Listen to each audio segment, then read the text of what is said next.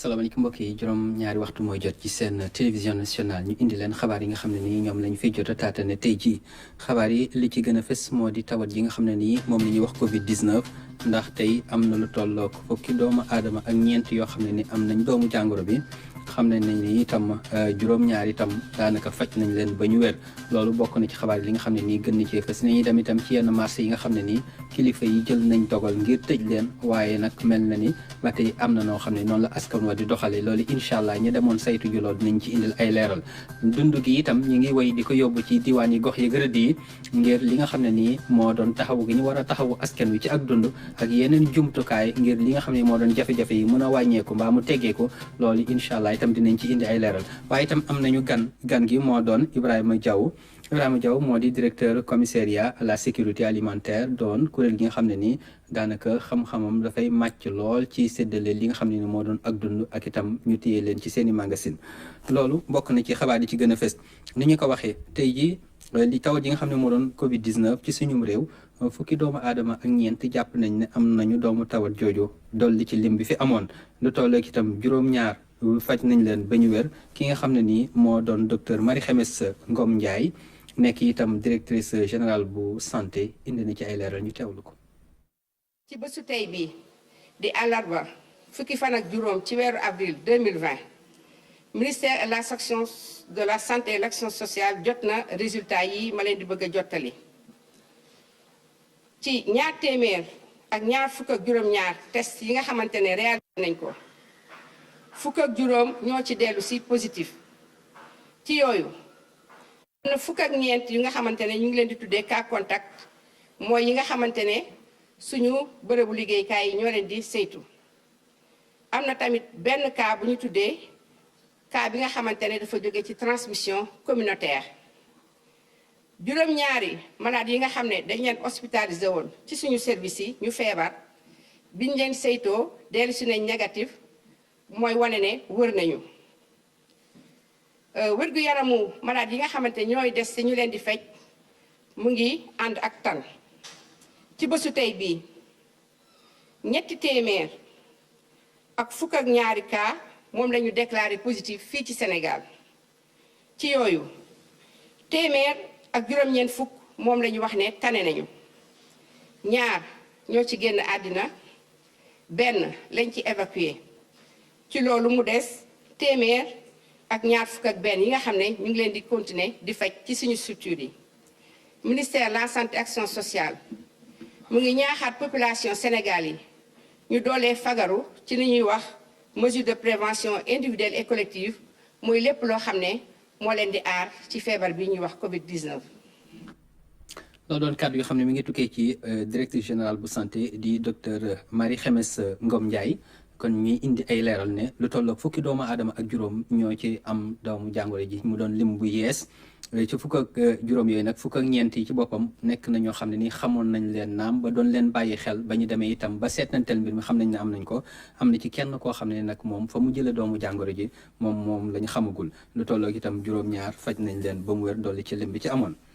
ci wàll woowu sax la ñuy des ndax ku nekk xam ne ni ci ndogal yi nga xam ne ni kilifa yi jël nañ ko ak tegtal yi ñu joxe ñi ngi tere lii ak du moytuloo itam lii doon yenn ndaje yi ba tax na itam ñuy seetal ak di seet barab yoo xam ne ni nit ñi dinañu fay nekk ñu mën a moytu loolu ba itam am ci taxawaay boo xam ne ni moom la ko kilifa yi bëggee ca yëmbal nag am na ay kilifa yu fa demoon ngir itam li nga xam ne nii moo doon ay ndinkaane yuy joxe te mu jóge itam ci nguur gi ci lii doon itam moytuloo gu ñuy moytuloo yenn tàncaloo yi yenn ndaje yi ci marché yi ñu daal di ci am itam waggar goo xam ne dinañ ko waggar ba kenn itam du xëtt ndigal loolu ñu teewli ci Saliou Seck bi nga xam ne nii teewoon na ba ñi am itam liggéey bu ñu fa doon def. yëmbal nekk ci yoon bi nga xam ne dañ ko duppee route des Niayes tolloo ko marché benn baraka fii nag ab ci sax lañ fi nemmeeku nit ñi bëri ñoo fiy faral di ñëw ci fan yi nag luñ fi nemmeeku mooy askan bu bëri ñu ngi fi ñëw ngir taxawal fi seen table di fi amal ay njaay. depuis ba ñu tëjee Kër Massar marchand ambulant yi dañoo commencé woon yaakaar ne yëmbal lañu war a ñëw installé wu nit ñi tam di leen fi fekk jëloon nañ d'abord ay matuwaay ci biir commune bi maanaam tere woon nañ njaay mi ci kaw voie publique bi tere woon nañ jaay mi ci yenn place publique yi ndax aussi ñu marché yi rek ñu bàyyi ñuy ubbi marché yi ñu waxoon leen da leen ubbi 7 heures ba 13 heures yi ngeen tëj. ngir indi saafara ci li nu mel nag ki nga xam ne ni moom moo fi toogal ak njiitu réew mi di président Macky Sall nag moom moo génn tey ngir tëj bërëb yi nga xam ne dañ fay jaay te amul solo lii nag da ko def ngir dëppook li nga xam ne ni gouverneur de Dakar digle na ko. marché yi seetlu nañ ne fii si koñ yi mel ni nga xam ne dafa am ay population yi dañu concentré wu donc dafay yomb bu fi dara duggee day yomba law moo tax ñu ñëwoon tey lépp lu nga xam ne commerce la bu nekk si kaw tali bi wala yeneen activité ya nga xam ne vraiment du nuñ koy waxee ay activité essentielle ñu daal di taxaw pour tëj ko. bu weesoo li ni mel nag amal nañ fi lu ñu duppee déguerpissement muy jëlee fii képp koo xam ne ni da nga doon jaay ci yoon bi lii nag solo si mooy fexe ba nit ñi duñu ñëw dajoo fii lii am na solo trop ci xeex bi nga xam ne ñu ngi koy xeex Covid 19. ngir wëyal li ni mel nag ñi nga xam ne ni ay njiit lañ te nekk ci gox bi nag nenañ dinañ wëy di amal ay waxtaan ak ñi nga xam ne ni ñoom ñooy faral di ñëw di jaay fii. ñun dañoo njëkkoon a tàmbali sensibilisation parce que am nañ comité local ba nga xam ne multisectoriel la jeunes yi bàjjenu gox ak vraiment chef de quartier yi ñoom ñëpp ñu ngi si commission yi ak maire yi ñu doon waxtaan ak population yi pour xamal leen vraiment matuwaay yi ñu war a jël matuwaay yi fànn bi nga xam ne kër docteur wax na ko muy mesure d'hygiène yi ñu ngi koy respecté parce que jox nañ leen ay gel jox nañ leen ay produits. bu weesoo li ni mel nag waa Yeumbeul Nord ñoom jël nañ yeneen matukaay am na ay ndaw yoo xam ne sax ñoom ñooy wër marché bi di ñaax askan wi bu ñu ñëw di lal fi nga xam ne nii fii kenn waru fay jaay waaye tamit di tere li ñu duppee rassemblement muy dajale boo xam ne nii mën na indi li nga xam ne nii moom mooy feebaru Covid 19. jërëjëf Saliou Seck centre de transfusion sanguine mooy barab bi nga xam ne nii foofee la ñuy mayee deret ngir ñu koy teewoo itam ñu mën leen ci yóbbul ngir mën a sawee lii doon seen dund mbaa li nga xam ne itam moo doon aajo yañ ca mën a soxla itam ñu mën leen ci indil ak jàppandal ñooñu nag ay jamono dañoo jàppoon ne barab yi dafa xawoon a tuumranke deret jooju bañ ci indi ab soññe nag mel na ni nit ñi bàyyi nañ ci xel ba dem itam maye deret ba tey jii mel na ne lañ ca soxla woon te tuumranke ko am na ci bunt yoo xam ne nii fatt nañu loolu nag Abdoulaye Diouf Sarr di jëwriñ ji ñu dénk lépp lu jëm ci wàllu wér-gu-yaram dem na fa àdduna ci loolu ànd na ci itam ak professeur Saliou Diallo moom muy kilifa kër googu ñu teewle leen ci micro Omar Diaw. suñu ñëwu tey bi nag ñëw xayma la parce que temps yële passé seetlu woon nañ ne vraiment poche de sang yi manqué woon na peut-être que contexte bi moo ko waraloon mais ñu lancé benn appel bu am solo mais appel boobu wax dëgg yàlla sénégalais yi dégg nañ ko parce que boo seetloo tey vraiment li ñu gis tey mooy engouement bu am solo nit ñi ñëw nañ pour maye deret te deret dafa nekk loo xamante ne dañ ko soxla si suñu système de santé bu manqué rek day jafe donc ñu mën a assurer urgence yi day jafe ñu mën a assurer soins yu bëri mais tey li ñu gis dal na xel. seetlu nañu bi ñu lancé appel bi ba léegi nit ñi commencé nañu duñu wuy si ndax ñun dañ daan recevoir fii entre juróom fukk ak juróom benn fukk d'honneur te fi mu nekk nii tey par exemple midi moo jot recevoir agum nañu téeméer ak juróom-ñaar fukk ak juróom nit ñi wuy si nañu donc il faut que ñu continuer parce que fukki fan rek moo ñu deseeg fii ak koor gi donc il faut que ñu continuer di ñu wuy si comme ça ñun dinañu mën a am mois de ramadan boo xam ne du ñu am benn risque pour am ay problème de deret. loolu doon kilifa gi nga xam ne nii moom moo doon professeur Saliou Diop moo di kilifa ak centre national de transfusion sanguine ka njëkkaadu itam moo doon Abdoulaye Diouf Sarr di jëwriñ ñi dénk lépp lu jëm ci wàllu wér-gu-yaram dañu ciy des ndax ku nekk xam ne ne boobu ba tey tàmbali nañu yóbbu dund gi ci yenn barab yi ak diiwaan yi gox yi ngir itam indi ak jàppandal ak ndimbal ci askan wi nga xam ne nii ñoo ko yeeyoo ci jamono yi tawat yi ñu nekk loolu nag ci diwaanu Matam xam nañ ne lu tollook 1,000 tonnes ak 2 téeméer ñu nga ko fay yóbbu ci lim bi nga xam ne nii buñ ko xaymaa 1,000 tonnes la ak 4 téeméer am na itam lu tollook juróom-benn fukki junni njaboot yoo xam ne nii war nañ leen a mën a indil ci ndimbal loolu kay leerlu loolu moo doon Fatimata Banel ba mañ fa teewal ñu déglu ko. lu toll ci fukki camion ak juróom ñoo wàcc fii ci diwaanu Ourossogui ñoom ñëpp ñu yàpp ay toni ceeb yegsi nañu nag talaata ji ci suba fii ci Ourossogui ci wàllu post Covid 19 maanaam ndimbal li nga xamante ni bii état bi jagleel na ko askan wi lañ ko indee fii Matam nag am na lu toll ci 1 ak 4 téeméeri tonnes ceeb waaye jamono yi jotagum nañu 1 ak 2 téeméeri tonnes ndimbal li nag ñu ngi ko jagleel kër yi nga xamante ni bii dañoo ndóol lool. depuis ce suba ñu ngi wàccee ay camions donc déjà 15 camions ñëw na fi donc bu nekk yaa ngi def 40 45 wala 50 tonnes ñu ngi ci liggéey bi donc je pense que loolu tey si lañ nekk donc avec le commissariat à la sécurité alimentaire la gendarmerie ñun ñëpp ñu ngi fi tey jii di jàpp ci liggéey bi. ndimbal li nag ñi mu gën a soxal mooy kër yi nga xamante ni maanaam ménage yi nga xamante ni bii inscrire woon nañ leen ci registre national unique teewul nag am na yeneen quota yoo xamante ni bii jagleel nañ ko région bi. ndimbal bi ñi koy ñaar la mooy ñi nga xam ni ñu ngi leen inscrire ci registre national unique bi ménage yooyu donc jot nañu liste yi ñu ngi ñëw donc pour ñu mën a procéder au ciblage ñeneen ñi nag mooy ñi nga xam ni nekkuñu ci RNU bi mais nag foog ñu liggéey ak RNU bi ba pare xool ci quartier yi ñan ñoo nga xool ci commune yi ñan ñoo nekkul ci RNU bi donc ñooñu la ñu war a mën a cibler mais nag ñooñu ñuy cibler dafa nekk ñu nga xam ni ay ménage la yu nga xam ni aussi seen ñi ko yore seen loxo donc feebar bi xaw na leen laal feebar bi xaw na leen gaañ voilà donc ñoom ñoo yelloo ndimbal bi. maire boo gis ci Sénégal xam na ne lii ndimbal dafa am ñu ko moom bu ci kenn xalaat ay politique ak bu ci kenn xalaat ay parloo parce que tey Sénégal toll na foo xamante ne nous sommes en crise def li président de la République bëgg ñu def ko mooy ndimbal bu am doole bu mu si ay milliards mu dugal ci ndimbal bi mu egg si ñi nga xam ñoo ko soxla te maire bu nekk maa ngi koy ñaan parce que en tant que secrétaire général AMS maa ngi ñaan maire bu nekk aussi boo ci mën a dolli ci ndimbal bi nga dolli ci pour suñu ay population bu weesoo commissariat à la sécurité alimentaire bi nekk fii ci diwaanu Ourossogui te nga xamante ni fii la ñuy denc dund gi yeneen i magasin secondaire dinañ leen boole ci wàll bi lu mel ni Kanel ci Loñ ak itam Ranérou foofu itam dinañ fa dem ci li nga xamante ni bii mooy dund yi ñu jagleel askan wi nekk fii ci diwaanu Matam. jërëjëf Fatoumata yaa ngi doon wax léegi sax mbiru ñi nga xam ne nii ñoo doon commissariat à la sécurité alimentaire tey jii sax seen kilifa moo doon suñu gan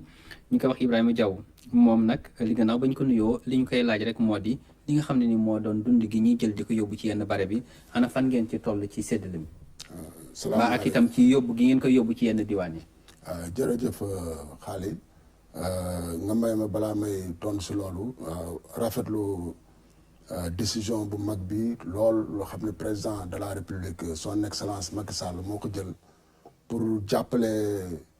ménage yi nga xam ne nekk si jafe-jafe ak ñi nga xam ni mbirum corona pandémie bi ñuy wax ni dafa leen indil ay jafe-jafe si seen ay liggéey ba nga xam ni mun ñu laaj ñu jàppale leen loolu moo tax président de la Macky Sall jël juróom-benn fukk ak juróom-ñeenti milliards ni nañ ko jënd ay dund comme ni nga ko gisee léegi si yóbbu ko si région Sénégal yëpp 14 régions yëpp fukki ñeenti régions yëpp ak juróomi téeméer ak juróom fukk ak ñett communes yi si Sénégal yëpp donc li ñu wane léegi nga gis ko ñu ko wane ko si région Matam moom ngay gis si région Sénégal yëpp mooy dem si commune yëpp ku nekk ak quota bi la war a jox loolu opération boo xam ni mi ngi soog a am si Sénégal ak Afrique donc ñu rafetlu ko bu baax a baax di ñaanal président bu baax si taxawaay boobu su ñu jógee loolu tamit wax dëggante yàlla rafetlu tamit taxawaayu ministre Amadou Mansour Faye ndax wax dëggante yàlla moom volet social bi moom moo ko war a doxal mu ko war a doxal te mi ngi koy doxal ak rigueur bu mat sëkk waaye nga may ma tax wax dëggante yàlla personnelu santé bi tamit ñu occasion bi nu am ñu rendre leen hommage ndax boobu ba léegi suba ngoon tàkkusaan timis lépp ñu ngi nekk di taxaw pour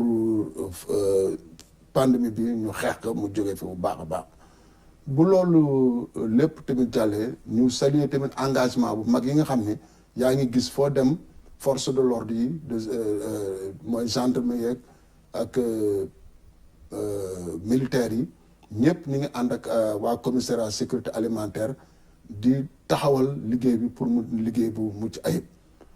te duma tamit jeexal te duma leen sant bu baax yéen tamit invitation bii ngeen def commissariat pour waxtaan apporter ay leeral yu màgg si comme ni nga ko waxee acheminement dund bi nit ñi xam nu muy demee donc acheminement dund bi président de la république lancé na ko samedi bii passé fukki fan ak benn si wàllu si weer wi donc bi mu ko lancé boobu ak léegi lu mat presque juróom-benn junne tonnes dem na si région Matam yóbbu si Ziguinchor dem na Kédougou dem na Diourbel ak Louga waaye ñu dañuy continuer actuellement boo demee port liggéey bi mi ngi continuer di dox lépp pour que ñëpp mën a jot n'est-ce pas seen dund ba mu leer nañ ba nga xam ne distribution bi tamit dañ koy commencer mu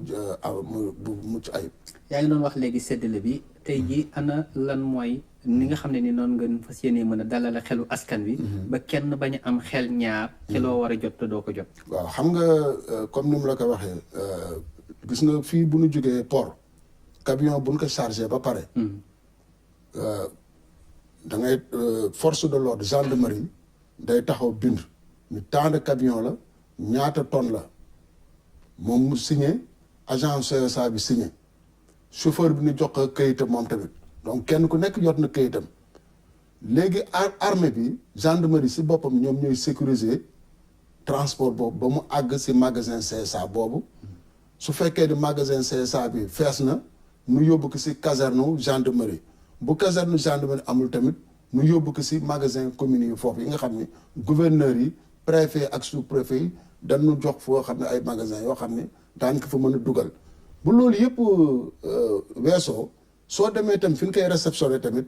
foofu gouverneur moom mooy ñëw taxaw su gouverneur taxawul dana fa yóbbal ndawam wala préfet taxaw wala mu yebal ndawam wala sous préfet taxaw wala mu yebal ndaw fépp nag foo xam ni autorité administrative taxaw na fa dana am benn agent au CSA ba fa taxaw am benn tamit militaire bu fa taxaw muy gendarme wala militaire loolu mooy wane ni askan wi war nañ loolu dalal seen xel ñu xam ni amul lenn loo xam ni dana du jaar yoon lu leer naññ la loolu noonu lay demee noonu lay jóge fii Dakar ba dem si capitale régionale yi jóge fi dem si capitale départementale yi ba si commune ba fu mu gën a soree foo taxaw rek autorité administrative dañ fa taxaw agent wu CSA taxaw fa gendarme taxaw fa wala militaire xam nga loolu moom lu rafet la loo xam ni moom comme ni ngeen ko gisee léegi li am Matam moo am si Sénégal yëpp. li am Matam moo am ci Sénégal waaye ba tey itam xam nga ne joxe bi nga xam ne nii moom la ñu koy joxe dund gi. am na fu ñu koy jëlee ak ña ñuy digaaleel. ña ñuy digaaleel itam. ndax am nga ci ay tegtal yu leer yoo xam ne ni dafay màndargaal ne daanaka sàmmonte nañu ak charte ak yoon ba kenn itam dañ ceen benn lu ciy jooy mbaa lu ciy jéng. xam nga léegi sax wax nga ni te balaa ñuy joxe tamit ma fàttali ma wax la tamit ni la dañuy mettre ay en place ay comité si région yi ay comité si département yi ay comité si commune yi comité boobu benn bu nekk gouverneur bi wala préfet bi wala sous préfet bi moo koy présider force de l'ordre gendarmerie itam dana fa nekk agent CSA nekk fa responsable jeunes yi daan fa nekk groupement féminin yi élus locaux yi c'est-à-dire société civile bi ñëpp ma nga xam ne kenn doo xam ne daal liste bi nga xam ne moom la ñu ñii ñoo ko yelloo distribution bu leer naññ loolu lay am léegi nag pour ñëw si sa question bi nga wax si nan la ñu def ba jënd ceeb beeg denrée yi yu ñu war a joxe li ñu war a joxe président Macky Sall dafa ni benn borom kër gu nekk boo xam ne yelloo nga lii nan la jox ñaari saaku ceeb bu nekk juróom fukki kilo ceeb lay nekk kenn ku nekk dana am fukki litre dëwlin kenn ku nekk dana am fukki kilo suukar dana am fukki kilo pâte ale mooy vermicelle wala macaroni dana am tamit paquetu savon boo xam ni boo ko ubbee fukki ak juróom ak ñett saabu moo fay nekk donc kenn ku nekk koo xam ne bokk nga si résultat fukki saabu ak juróom-ñett waaw fukki saabu ak juróom-ñett loolu mooy li nga xam ne moom lan la war a jox borom kër gu nekk te borom kër mu nekk 1 million mooy benn million ménage soo ko boolee seetee à peu près xam nga famille Sénégal benn bu nekk boo considéré dana nekk juróom-ñetti nit wala fukki nit kon dana dem nga xam ne juróom-ñetti million nit wala fukki million daanu mën a jot si ndimbal boobu muy ndimbal boo xam ne mosul am mu nekk lu màgg-màgg si kaw loolu avant même ñuy waxoo ko jënd président de la république son excellence Macky Sall moom jëloon na benn décret balaa ñuy wax sox dund moom mu ni dépense boo xam ni yaa ngi jëm si xeex feebar bii ñuy wax coronavirus yow mu jël décret bi naan 2020 781 bon décret daal boo xam ni day am dérogation si ay procédure marché public xam nga loolu ku nekk war na rafetlu si contexte bi ñu nekk newuñu fi par procédure marché day mat 2 weer ba 3 weer te ñun fi mu nekk nii nit ñi dañu jaaxle président li mu bëgg nit ñi ñu dimbal leen bu gaaw parce que ni ngi nekk si ay confinement bu metti li wolof naan lu ne këtt lu ne jonn loolu moo tax mu jëloon décret boobu ni leen lu ñuy jënd daal nan ko def si boo xam ne duñ jaar si ay procédures waaye malgré yooyu yëpp suñu le ministre Mansour Faye moom mi nga xam ne ku nekk xam na ko si moom si teeyam si yaroom si bëgg jub bëgg rigueur bëgg lépp leer mu ni moom da koy lancé si kaw loolu moo tax mu lancé marché yëpp gis ngeen bu ngeen xoolee journaux yëpp gis ngeen da ko lancé avis yëpp nii ku bëgg bokk si marché bi lii ak lii critère lii nga am. te noonu ñu ko doxalee noonu ñu ko doxalee ci loolu itam noonu lañ ko doxalee ci transport bi. noonu tam lañ ko doxee si transport noonu lañ ko doxee si njënd bi ba noonu lañ ko joxee ñi am yëpp nañu respecté te loolu sax waru koon def waaye bëgg mu leer loolu moo tax moom mu fekk si sax ba lancé ko. mu nekk lu leer nañ. jërëjëf loo xam ne kenn amu si loo si wax. Ibrahima Diaw mooy directeur commissariat à la sécurité alimentaire moo ñu doon indil ay leeral ci li nga xam ne ni itam daanaka seen pàcc la doon loo xam itam ku tudd dund gi tudd itam séddale bi ak ñi nga xam ne ñoo ko war a jot itam tudd ñoom lañ leen ci dénk moo doon seen cër moo doon itam illay waxtaan wu ñu seqoon ak moom. incha allah itam xam naa dina dellu ci xabaaru tubaab yi ci juróom-ñetti waxtu bu ñu jógee ci lii nag dañuy dem fi nga xam ne moo doon diwaanu Ziguinchor foofu nag. am na fa taxawaay boo xamante ne ni kilifa yi nga xam ne nii ñoom ñoo fa nekk ngir seet lépp lu jëm ci wàllu marché yi ak lépp loo xam ne itam moo jëm ci wàllu kër docteur rawatina jëwriñ ji ñu dénk lépp lu jëm ci wàllu njënd ak njaay moom dem na fa ngir xool itam ña fa nekk ngir itam seet nañ leen di jàppale ak nañ leen di taxawoo waaye itam xool itam jaajëfal ak njukkal la nga xam ne nii ñaka yeeyoo jaajëfal na leen ko njukkal na leen ko ñu teewlu ci Abdoulaye Sinkare. fajkat yi taxawaay bu rëy lañu am ci xeex bi ñuy xeex Covid-19. Aminata Assome Diatta xam loolu moo tax mu xëy dem ci structure sanitaire yi nekk Ziguinchor ngir indil leen soutien waaye itam jox leen lave-mains bi nga xam ni ci Sénégal lañ ko defaree. geste bi dafa wane comme quoi moom tamit mu ngi impliqué ci gestion de cette maladie te gestion boobu comme nu ko doon wax gestion boobu du gestion waa santé kese ñëpp a war a bokk ñëpp a war a dugg ñëpp a war a teg dugal seen loxo pour que gestion bi mën a yomb daal. ministre du commerce profito ci loolu waxtaan ak responsable yi nekk ci structure sanitaire yooyu xam lan mooy seen ay jafe-jafe. fii Ziguinchor dañu fi am centre bu baax bu nga xam ne centre boobu du pour Ziguinchor mais pour région yi yëpp yu nekk sud yu nekk sud mais à côté dañu yor tamit ay dëkk yi nga xam ne ñoo ñu wër comme Guinée-Bissau comme Gambie comme également Guinée-Conakry ak yeneen. nga xam ne yooyu tamit bu ñu demee ba kii seen xalaat lépp dafa war a day nekk ci Sénégal te Ziguinchor moo gën a jege. gis nañu surtout liggéey bi nga xamante ne moom mooy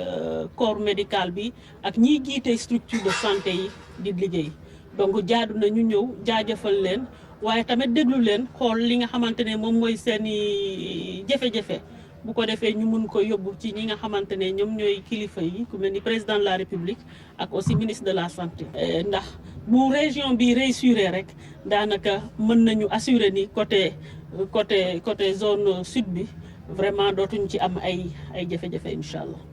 bi mu paree ci structure de santé yi ministre du commerce yóbbu na ay lave-mains ci marché central quai de pêche ak commissariat central bu Ziguinchor.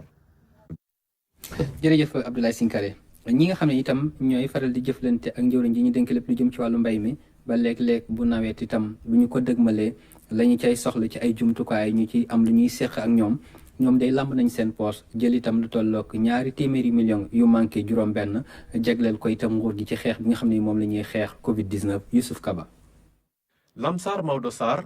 Dame Diop Mansour FNOPS UNAPS SENAP UNUS APSEN juróom-ñaari entreprise di lëkkaloo ngir wuyoo ci appelu président de la république di xeex Covid-19. ministère bi nga xam ni le professeur Moussa Baldé moo ko jiite